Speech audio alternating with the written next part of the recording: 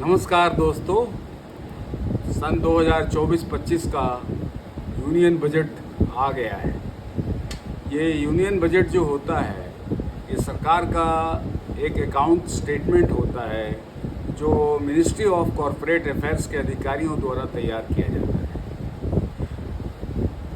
इस साल का जो बजट है वो 48,20,000 करोड़ का पेश किया गया है, जिसमें 6,21,000 करोड़ रुपया डिफेंस को दिया गया है और रोड ट्रांसपोर्ट एवं हाईवेज को 2.78 लाख करोड़ दिया गया है। रेलवे को 2.55 लाख करोड़ दिया गया है। कंज्यूमर अफेयर्स एवं फूड को 2.30 लाख करोड़ दिया गया है। मिनिस्ट्री ऑफ होम अफेयर्स को 2.03 लाख करोड़ दिया गया है। डेवलपमेंट, रूरल डेवलपमेंट को 1.77 लाख करोड़ रुपया आवंटित किया गया है। केमिकल और फर्टिलाइज़र को 1.68 लाख करोड़ रुपया आवंटित किया गया है। मिनिस्ट्री ऑफ कम्युनिकेशन को 1.37 लाख करोड़ रुपया आवंटित किया गया है। मिनिस्ट्री ऑफ एग्रीकल्चर एवं फार्मिंग को 1.27 लाख करोड़ रुपया दिया गया है। इसी प्रकार अन्य मद में आवंटित किया गया है, जैसे होम को 1.50 लाख करोड़ रुपया दिया गया है। शिक्षा पर 1.25 लाख करोड़ रुपया दिया गया है। आईटी एंड टेलीकॉम्स को 1.16 लाख करोड़ रुपया दिया गया है। स्वास्थ्य को 89,000 करोड़ रुपया दिया गया है। ऊर्जा को 68,000 करोड़ दिया गया है। सोशल वेलफेयर में 56,000 करोड़ दिया गया है।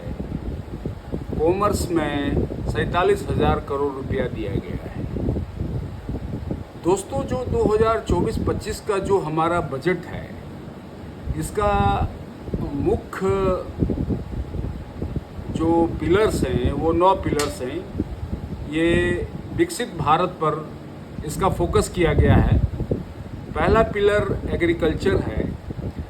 कृषि में हमारे देश में 45% लोग कृषि से जुड़े हैं और कृषि का जीडीपी में 18% का योगदान है। दूसरा है कौशल विकास।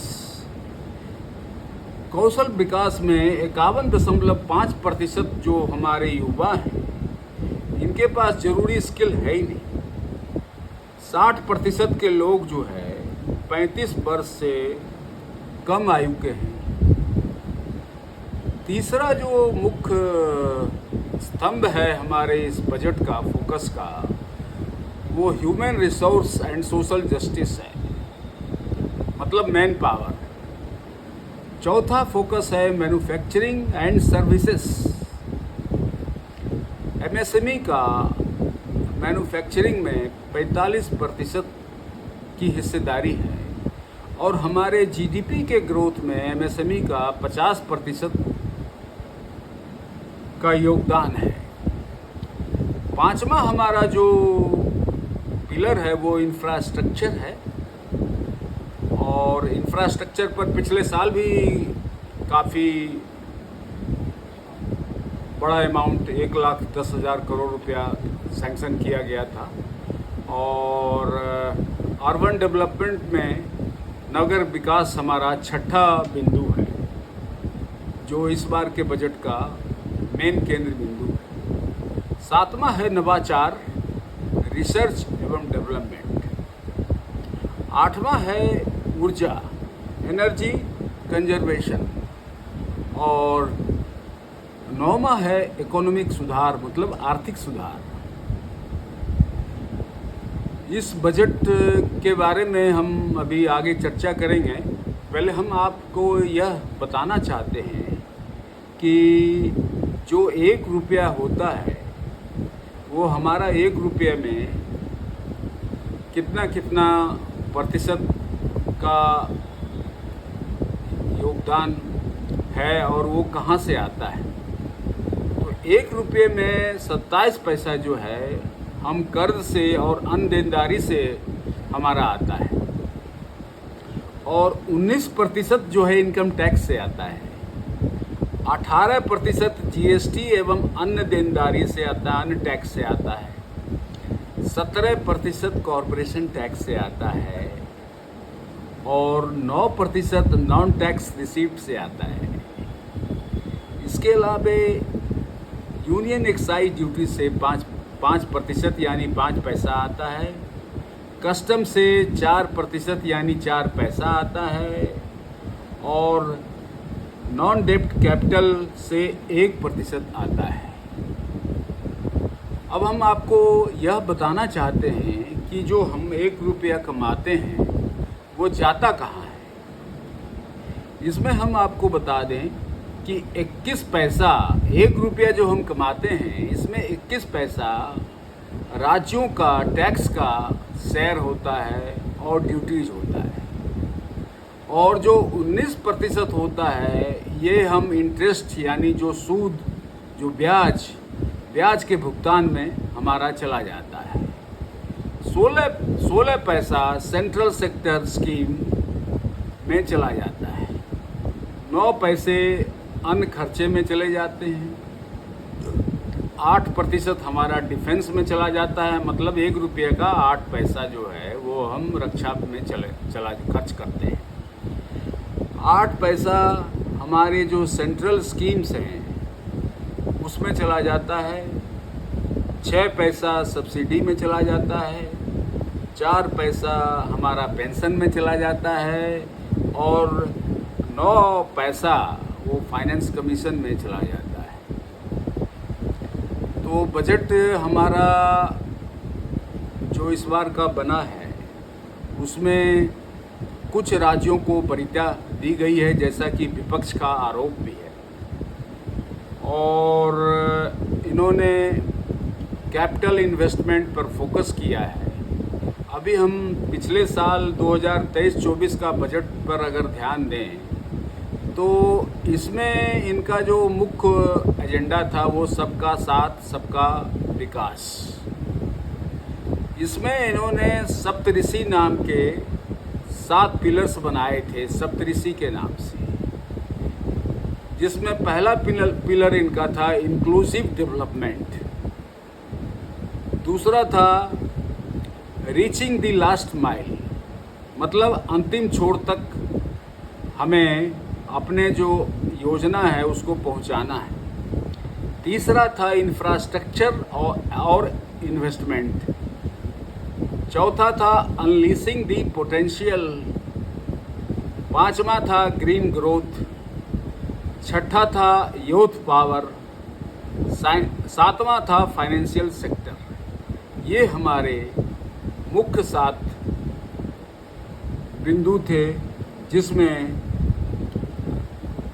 जिसमें अमृतकाल को हमें जो अमृतकाल का जो विजन था उसको हमें कंप्लीट करना था, जिसमें इन्होंने कैपिटल इन्वेस्टमेंट में 33% की वृद्धि करके 10 लाख करोड़ का आवंटन किया था। उसके बाद इन्होंने बजट में डेवलपमेंट ऑफ इकोनॉमिक अफेयर्स, जिसमें किसानों को, महिलाओं को, यूथ को, शेड्यूल कास्ट को, शेड्यूल ट्राइब्स को, ओबीसी को, दिव्यांग को, ईडब्ल्यूएस को, इकोनॉमिकली वीकर सेक्शन को प्रायोरिटी पर, और जो अंडर प्रिविलेज्ड हैं उनको प्रायोरिटी की बात की गई थी। पिछला वर्ष का जो हमारा बजट था वो 2 प्रोंग्ड ग्रोथ स्ट्रेटजी बनाया गया था। एक इनका था कि प्राइवेट सेक्टर पर को हम इंसेंटिव देंगे, दूसरा इनका था कि हम मिनिमम गवर्नमेंट और मैक्सिमम गवर्नेंस देंगे। इसमें डिसइन्वेस्टमेंट करके हमको ज़्यादा रेवेन्यू पैदा करना है। जिसमें पिछले वर्ष जो 2024 का जो चुनाव था उसके पूर्व का सबसे अंतिम बजट था। इसमें सभी प्रकार के लोगों को सम्मिलित करने का प्रयास था।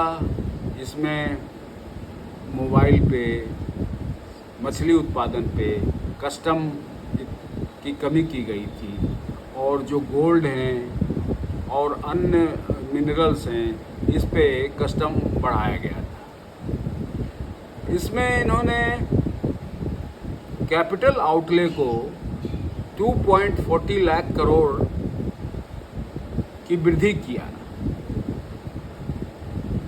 ये अमृतकाल का पहला बजट था जिसमें ट्रांसफॉर्मेटिव अपॉर्चुनिटीज़ था, इकोनॉमिक एम्पावरमेंट ऑफ वुमेन था, SSG के तहत PM विश्वकर्मा कौशल योजना था, टूरिज्म को प्रमोशन दिया गया था, मिशन मोड में ग्रीन ग्रोथ पर विशेष फोकस दिया गया था।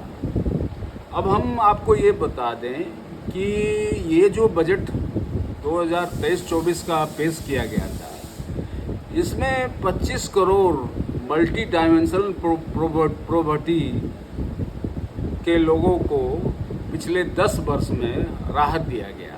ये आंकड़े सरकार के पास है नहीं कि इस वर्ष में एक साल के बजट के बाद कितने लोगों को इन्होंने फ़ायदा दिया। डायरेक्ट बेनिफिट ट्रांसफ़र जो हुआ वो 34 लाख करोड़ धनराशि का हुआ, जिसमें PM जनधन अकाउंट के सेविंग के तहत सरकार को 2.7 लाख करोड़ की बचत हुई।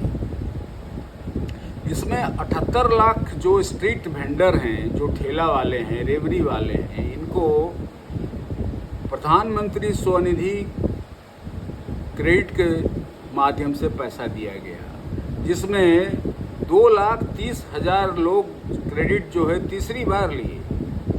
विश्वकर्मा निधि जो है 18 प्रकार के ट्रेड में दिया गया और कैपिटल जो एक्सपेंडिचर था वो 10 लाख करोड़ दिया गया। इसमें मुद्रा योजना में 30 करोड़ रुपया जो महिला उद्यमी थी उनको आवंटित किया गया। फीमेल जो महिलाएं को उच्च शिक्षा में 28% की वृद्धि की गई, 43% की वृद्धि स्टेम कोर्स के द्वारा किया गया। ग्रीन ग्रोथ और यूथ पावर में कोई आंकड़े सरकार के पास है नहीं। फाइनेंस सेक्टर में टैक्स कलेक्शन में रिटर्न फाइलिंग की संख्या में 2.5 गुना की वृद्धि हुई और जो टैक्स का जो रिटर्न 93-90 दिन में होता था वो अब 10 दिन में होने लगा। तो इसी प्रकार सरकार ने इस बार भी कैपिटल इन्वेस्टमेंट पे काफ़ी फोकस किया है, लेकिन जो बेरोज़गारी की समस्या है उसमें कोई सुधार नहीं हो रहा है, क्योंकि बेरोज़गारी में कई प्रकार हैं। एक प्रकार के ऐसे लोग बेरोज़गार हैं जो काम ढूंढ ही नहीं रहे हैं। दूसरे प्रकार ऐसा है कि काम ढूंढ रहे हैं लेकिन काम उन्हें मिल नहीं रहा। कृषि में खेत में लोग जाते हैं परंतु उत्पादकता में उनका योगदान नहीं है, इसीलिए उसको हम डिस्गाइज्ड एम्प्लॉयमेंट कह सकते हैं। अंडर एम्प्लॉयमेंट हमारे यहाँ बहुत अधिक है। सप्ताह में 40 घंटे का रोज़गार मिलना चाहिए परंतु 24 घंटे का रोज़गार भी नहीं मिलता है। अगर सप्ताह में 1 घंटे की भी रोज़गार मिल जाती है तो उसको हम बेरोज़गार से हटाकर रोज़गार में शामिल करते हैं। 46% लोग कृषि में काम करते हैं और असंगठित क्षेत्र में 93% लोग काम करते हैं। माइक्रो सेक्टर में 6 करोड़ यूनिट्स हैं, जिसमें औसत 1.7 रोज़गार का है। उसके हिसाब से हमारा 11 करोड़ लोग रोजगार पा रहे हैं।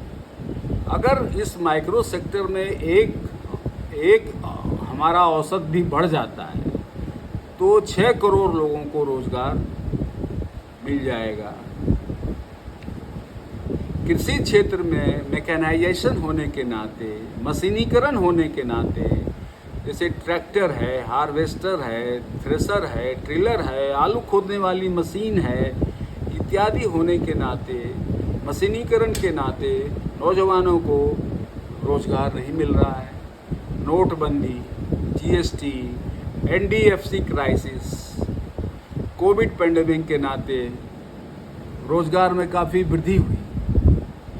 अभी सरकार ने रोजगार पर यह घोषणा किया है कि 1 महीने की सैलरी जो है 15,000 रुपये वो देंगी फॉर्मल सेक्टर में, जिनका पहली बार रोजगार मिलेगा, वो भी 3 किस्तों में। सरकार का लोगों को इंटर्नशिप करने का भी योजना है, जिसमें 1 करोड़ लोगों को प्रतिवर्ष इंटर्नशिप कराया जाएगा। इस प्रकार 4.4 करोड़ लोगों को इंटर्नशिप से फ़ायदा होगा, जिसमें 5,000 रुपया प्रतिमाह उन्हें मिलेगा और एक मुश्त 6,000 रुपये की सहायता होगी।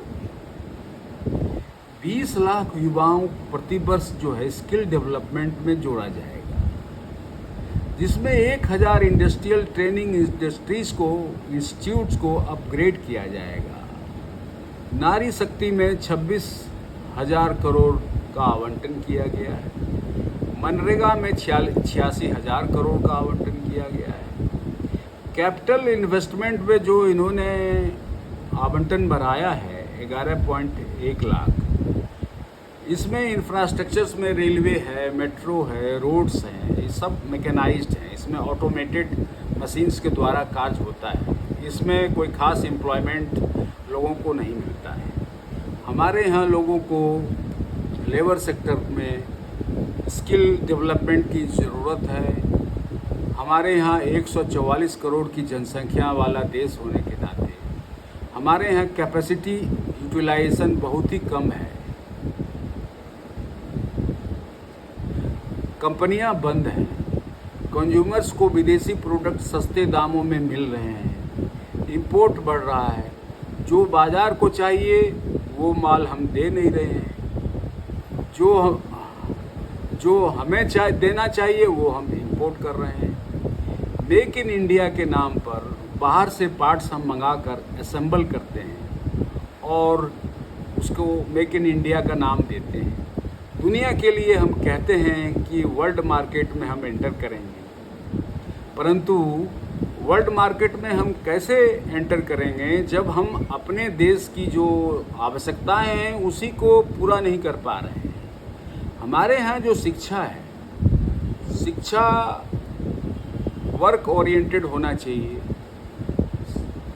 अभी जो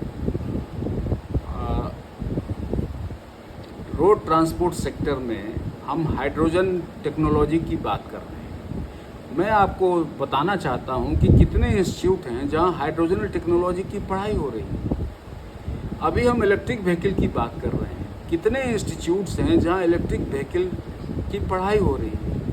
अभी हम वीडियो एडिटिंग की बात कर रहे हैं, मोबाइल वीडियो एडिटिंग की बात कर रहे हैं, अभी हम कंप्यूटर गेमिंग की बात कर रहे हैं। कितने इंस्टीट्यूट्स हैं जहां ये पढ़ाई हो रहा है।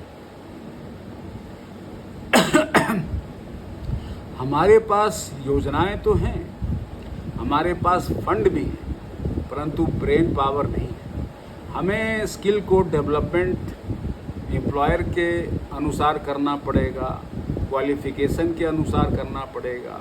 जो बीटेक किए हैं, एमबीए किए हैं, वो जॉब में जाते हैं तो उन्हें 10 दिन 15 दिन का टाइम दिया जाता है और उन्हें कहा जाता है कि आप कार्य के हिसाब से अपने आप को ट्यून कर लीजिए और काम सीख लीजिए। स्पेशल स्किल उन्हें दिया ही नहीं जाता है। अभी पिछले बजट में सरकार का एक मकसद ये भी था कि लेस गवर्नमेंट मैक्सिमम गवर्नेंस, इसमें डिसइन्वेस्टमेंट किया गया, 35% से 60% वैकेंसी सरकारी विभाग में खाली पड़ी है। जब तक उसे सरकार भरेगी नहीं, रोजगार की स्थिति में सुधार नहीं हो सकता, क्योंकि कुछ चीज़ें ऐसी हैं कि वो प्राइवेट के हाथ में देने से कोई फ़ायदा नहीं है। मैन्युफैक्चरिंग सेक्टर में भी काफ़ी दिक्कत है। मैन्युफैक्चरिंग में अधिकांश लोग जाना नहीं चाहते हैं, वो टेक्निकल में जाना चाहते हैं, एग्रीगेटर के रूप में काम करना चाहते हैं। अभी एमएसएमई में इन्वेस्टमेंट हमारा 2012 में 36% था, बाद में वो घटकर 30% हो गया। कंजम्पशन का शेयर जीडीपी में भी होता है। एजुकेशन जॉब ओरिएंटेड हमें करना पड़ेगा। स्मॉल एंटरप्रेन्योर को ऑन जॉब ट्रेनिंग की फैसिलिटी दिखानी पड़ेगी। स्पेशलाइजेशन स्किल देना पड़ेगा। पॉलिसी मेकर्स को एजुकेशन पॉलिसी के साथ में यूजीसी के जो नॉर्म्स हैं उसको टाई अप करना पड़ेगा। जो एजुकेशन सेक्रेटरी हैं वो तो आईएएस अधिकारी होते हैं, पहले जो शिक्षाविद होते थे वो होते थे। हम चाहते हैं कि चाइना का अल्टरनेट बने, हम चाहते हैं कि अच्छे प्रोडक्ट दें, परंतु विदेशी कंपनियां हमसे सस्ता माल देती हैं।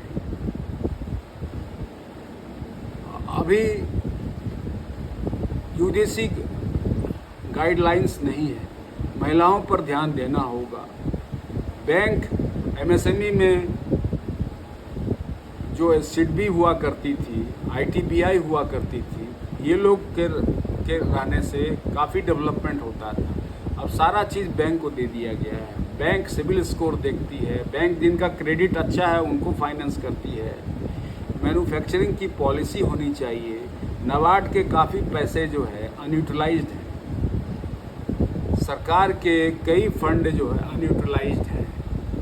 हमें यह देखना पड़ेगा कि अभी मैं एक आपको अपना उदाहरण बता रहा हूँ कि मेरा गांव बिहार में बेगूसराय ज़िले में मल्हीपुर बिशनपुर गांव है। वो एनटीपीसी बरौनी और हिंदुस्तान फर्टिलाइज़र कॉरपोरेशन के बीच का गांव है। वहाँ अभी मैं जो है सीएसआर फंड के लिए एनटीपीसी से संपर्क किया, हिंदुस्तान फर्टिलाइज़र कॉरपोरेशन से संपर्क किया।